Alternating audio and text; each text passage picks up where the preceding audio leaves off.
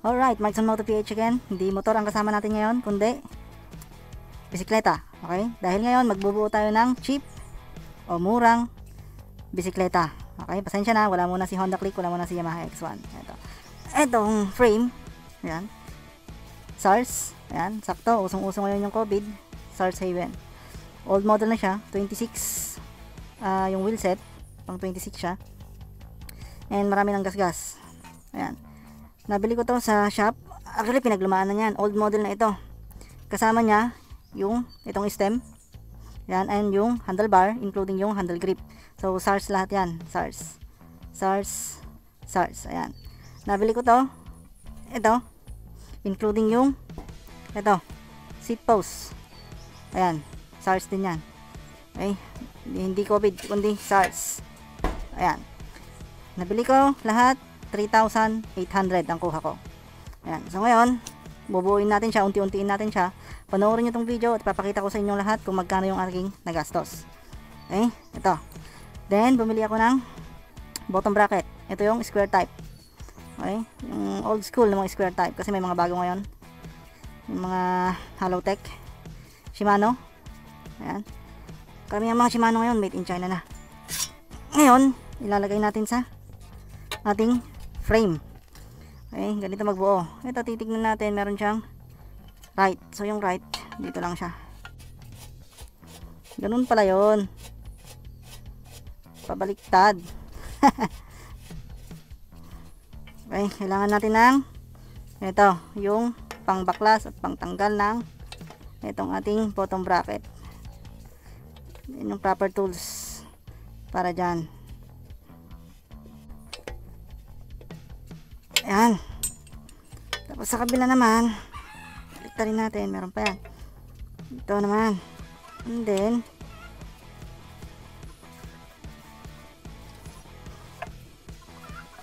pasok natin lahat.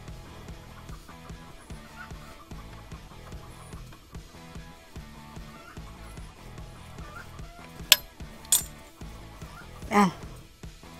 Ayan. Lalagay na natin yung kanyang fork. Ayan. Ito, nabili ko to ng 2.3. Okay. SR Santur XCM. Meron siyang lockout. Old school din to. So, pwede na rin 100mm travel. Okay. Pang cross country. Hindi siya pwedeng pang downhill na yung mga dirt jump. Ito palang frame natin. Nabili ko na to ng meron na siyang headset. Ayan. Yung bearing dito. Magkabilaan yan. Headset ang tawag doon. So, isasalpak na natin. Okay. So, yan yung itsura. Okay naman. Natin. Dahil nakita ko, pag ikakabit kasi natin tong stem, ano, merong space. Ano, mahirap naman pag ilalagay natin yung stem dito sa baba. Pangit na tignan. Kailangan natin ng ito, spacer. Bumili ako ng dalawang spacer, 90 each ang isa dahil carbon daw kaya mahal. And ito, flower. And yung umbrella, yung cup nya dito sa shock. So bago natin isalpak yung shock, ilagay muna natin ito, itong kanyang flower at umbrella. Ayan. Tsaka natin pukpukin. Okay.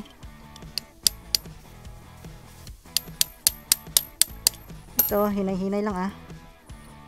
Hinay-hinay lang sa pagpukpok.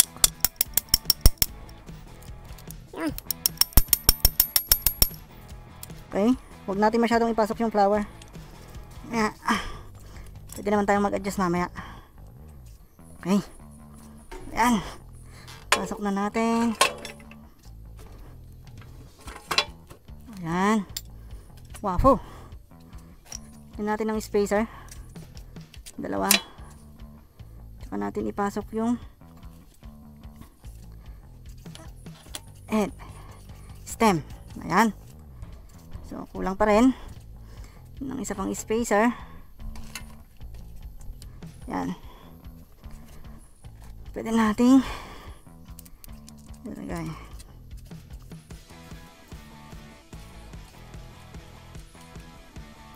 Kung makikita nyo, kulang pa rin ng isang spacer dito. May ganyan, oh. Yan, bibilihan natin ulit yan. Then, etong seat post, lagyan natin dito. Size nya 27.2 ata to, yung mga maliliit. Yan, 27.2. Okay. So, ito yung first day ng build natin. Sa susunod na araw, bibili tayo ng seat post. Yung puan, seat. Ilalagay natin dito. Seat clamp, yung pang-lock dito. Kailangan pa natin ng wheel set. Okay, 26er na wheel set. Including yung cogs, yung rear derailleur, front derailleur, at yung kanyang plate, yung crank dito sa harapan, kadena. Okay, marami pang kulang. Gulong, marami pang kulang talaga. And yung preno natin at yung shifter. So kulang pa. Ayan, day 2 ng ating build ng ating mountain bike 26er. Ngayon nakabili tayo ng wheel set. Okay, wheel set na yung ating binili kasi nga mahal ang hubs. Itong hubs nitong wheel set natin, Shimano ng series, stainless na rayos and torsion. Okay, na rim. So bali lahat is nakuha ko ng 3.8 yung set. Grabe, ang mahal. Okay, cassette type yung hubs, quick release. Yan, wheel set. Then kabili tayo ng isang gulong. Yan, 2.1 26 500 ang kuha ko. Natawaran ko ng 50 kasi 5.5 yung presyo nito. Grabe, ang mahal ng gulong. Yan, bago 500 pesos isang gulong. Kasi nga may tinatago-tago ako na lumang gulong ko. Kasi dating may bike na ako, kaya lang binenta ko nung disgrasya ako sa motor. Ngayon magba-back to basic tayo. Magbubuo ulit ako ng bisikleta. Kaya medyo may crack na, pero makapal pa naman, pwede pa naman kahit luma na. Tiisan na lang natin, sayang naman. Then bumili ako ng dalawang interior. Yung isa nito 130 Max Zone Taiwan. Okay, and dalawang spacer ulit kasi nga kinulang tayo ng spacer dito. Yan, kulang tayo ng spacer. So naikabit ko na yung isang gulong. Ngayon kakabit natin itong isa, itong bago. And meron pa pala seat clamp. Ito 130, bili ko nito, GTS. Okay na rin yan. Grabe, ang mamahal na ng mga parts niyan.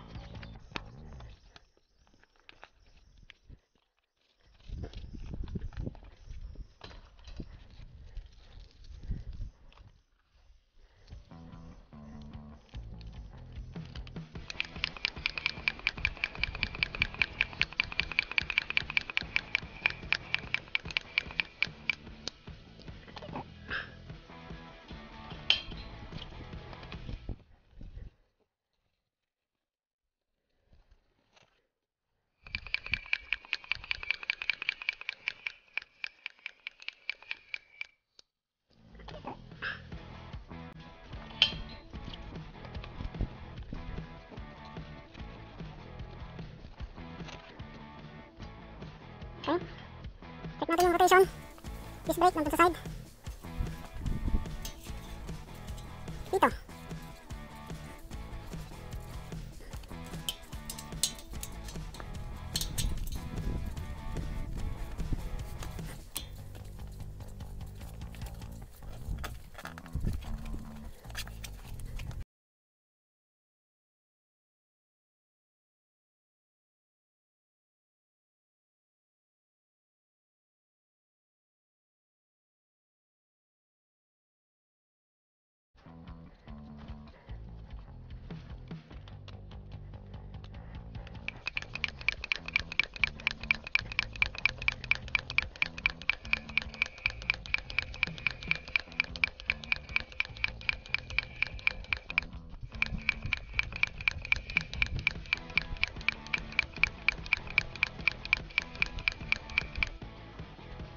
Okay. Tapos lagay na natin.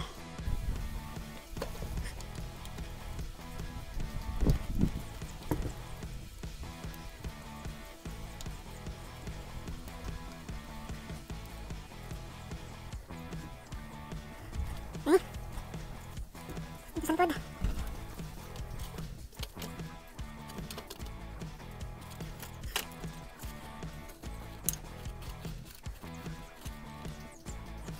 Yung pumasok sa likod Yan.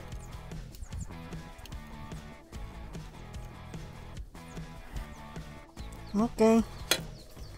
Lagay natin yung seat clamp. Ayan. Tapos yung ating spacer. So pag nailagay na natin itong spacer, kulang na lang ng ating build bike yung group set, brake lever, shifter, cogs, crank, kadena, and yung upuan, yung brake, disc brake. So yun na lang ang tabayanan nyo sa day 3. Tatapos natin to. Ayan, day 3 ng ating build ng ating mountain bike. Okay, tatapos lang natin nilagay yung kanyang saddle, Foxter brand, nabili ko 350. Okay, talagang mahal na ngayon. Then yung additional spacer nailagay na natin, and assemble na rin natin to. Maganda na rin yung handling nya. Okay, nailock na rin. Okay, so ngayon lastly nakabili ako ng group set. Okay, Shimano Diore. Okay, ito yung kanyang shifter. Okay, yung ito brake set, kanyang rear roller para dito, kanyang ito crank. Ito nagkamali pala tayo, itong set is ito, kaya lesson to sa mga magbubuo. Okay, ang bumili ako ng separate na bottom bracket square. Okay, yung square makikita nyo, pero dito sa nabili kong set, okay, hollow tech na siya, butas lang. Kaya pag magbubuo kayo at set yung bibilhin yung group set, huwag na kayong bumili ng bottom bracket kasi meron na yun, kasali na yun. Ang bilhin nyo na lang ito, syempre ibang set, wala na talagang hubs. Okay, wala nang hubs, kaya ang tawag doon wheel set na lang yung bibilhin nyo. Pero nung mga sinauna, merong hubs na nakalagay sa group set ng Shimano, kaya ngayon wala na. Ito front derailleur, ito yung rotor, dalawa yan, front and back, kakabit natin lahat yan mamaya. Ito yung chain, cogs, 10 speed yan 10 speed. Okay, 11 teeth to 42 teeth, 10 speed. And ito yung kanyang kadena. Ayan, ito yung bottom bracket. Ito yung pares ng crank sa kabila. Itong bottom bracket, dito ako nagtataka. Okay, kasi walang nakalagay na Diore. Then ayun, Shimano lang siya. Ewan ko kung ito yung set niya talaga. So samahan niyo ako, kabit natin sa isa.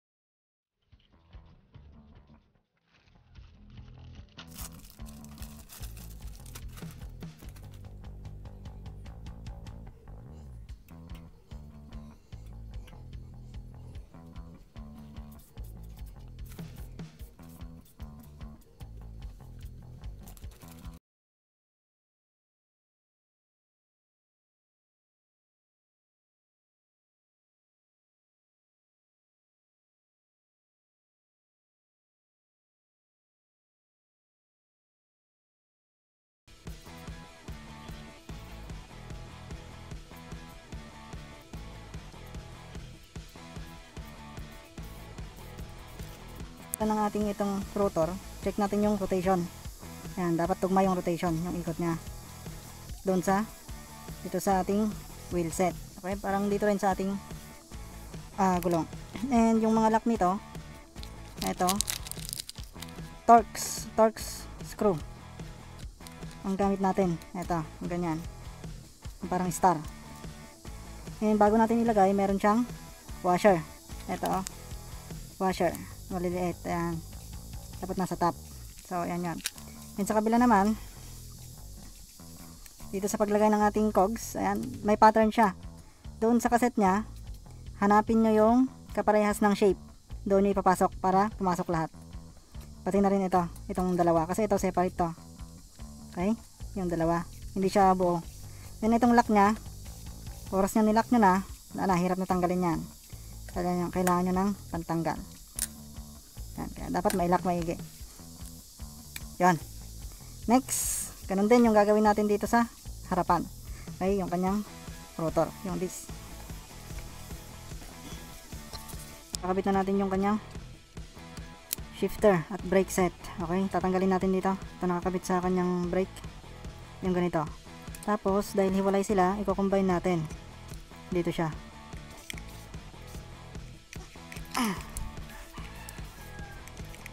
Ganyan. Okay. Yan. Tapos, ipapasok natin dito. Tanggalin natin yung handle grip.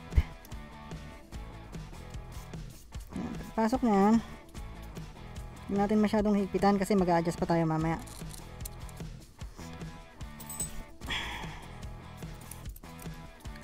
Dapat meron kayong set ng iba't ibang size ng Allen wrench. Yung importante. Kasi hindi isang size.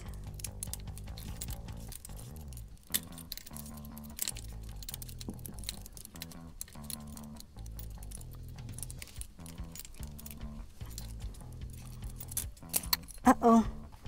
Hulog.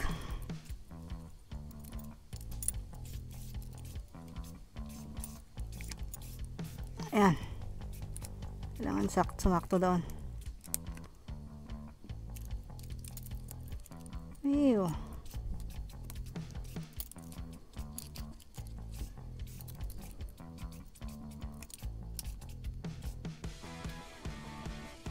Okay, ayos natin.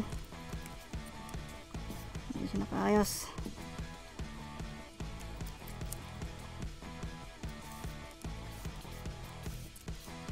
Yan. Ganon.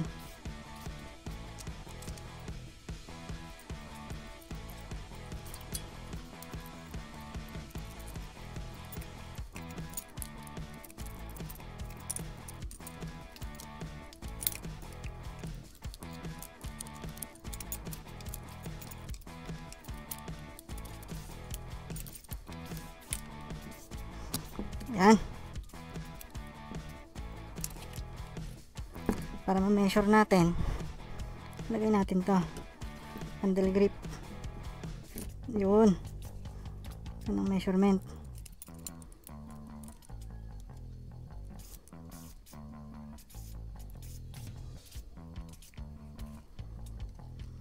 Okay, ayan.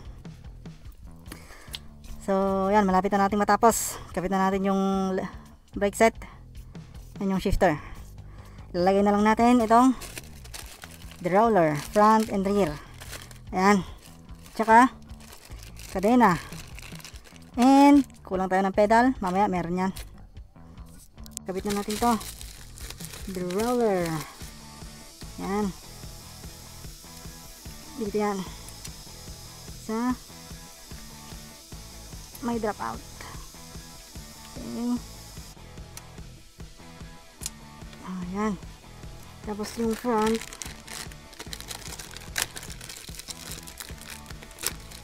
ito.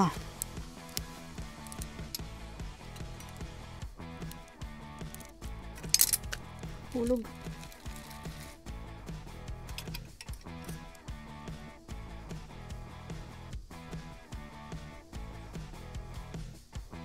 Yan yung guide. Kung makikita nyo yung bago, itong bagong derailleur, meron nakadikit dito. Ayun yung guide. Okay, tatapat lang natin siya.